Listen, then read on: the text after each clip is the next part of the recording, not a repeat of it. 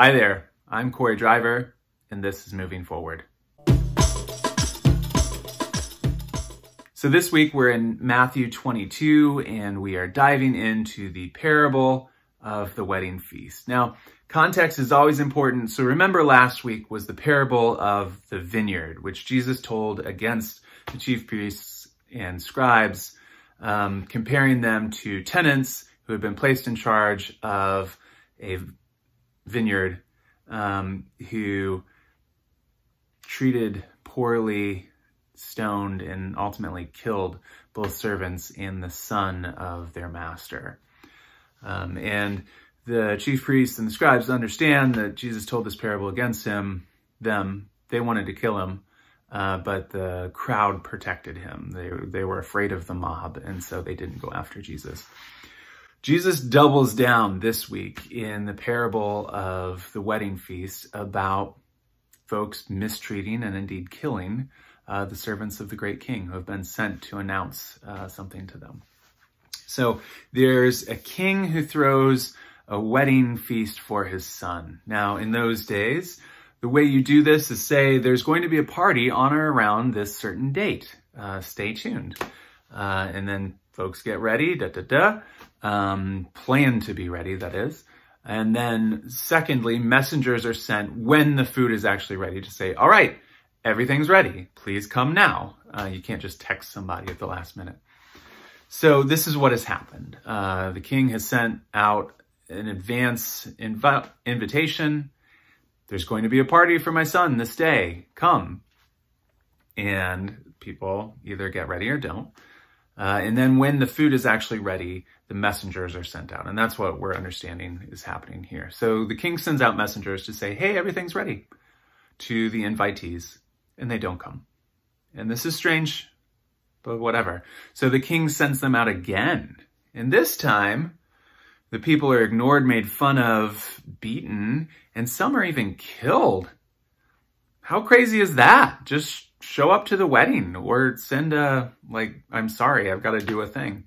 But to kill the messenger is really horrible. But that's what happens. What does the king do? He says, oh, ho-hum. No, he is furious, and he makes sure that the people who killed the messengers have their cities destroyed, and are they themselves killed. This is the anger of the king, right? And it should not come as a surprise that Jesus again tells a story that centers on the killing of messengers of the great king. Jesus' relative, John the Baptizer, has been killed. Jesus is going to mourn in the next chapter, Matthew 23, I think verse 37. Don't quote me on that.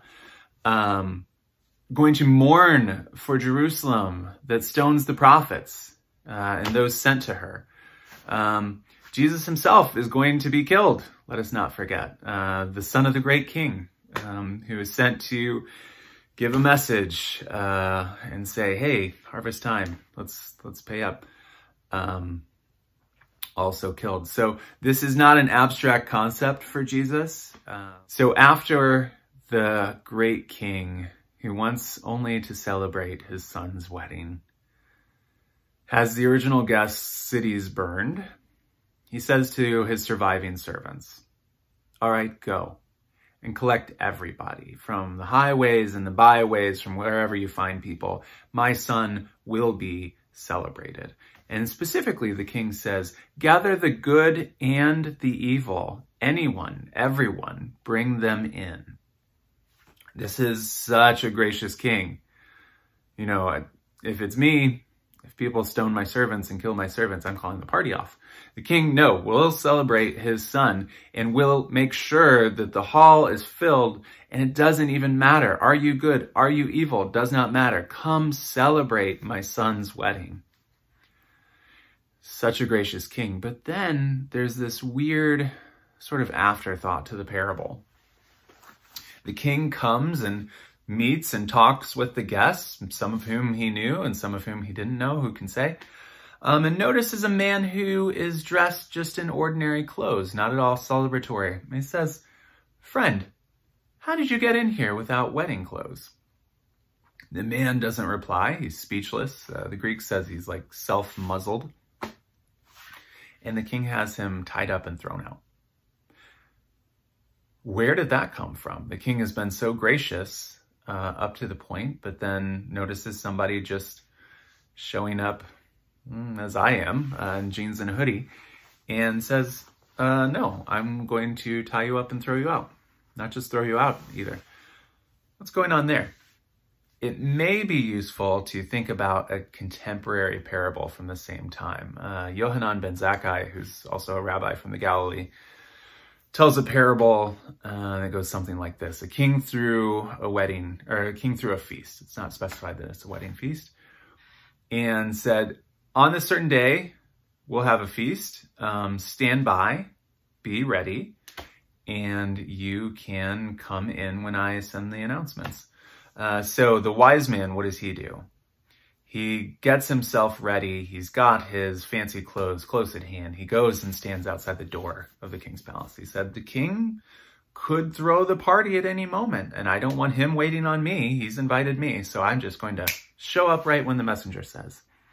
Now, the wicked man, who also got an invitation, says to himself, I'm not sure the king can throw a party. Or if he can, it's going to take him a really long time. He's going to have to get together all this stuff. The king has no wherewithal to make anything happen. So I have contempt for the king. I'm not going to ready myself.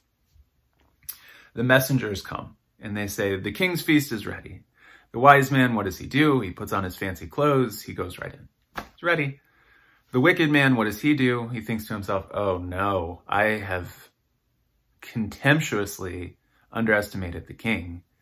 I guess I just need to show up. And so he goes, and the king says to him, where are your party clothes? Where's your fancy clothes? You are dishonoring me. And the wicked man says,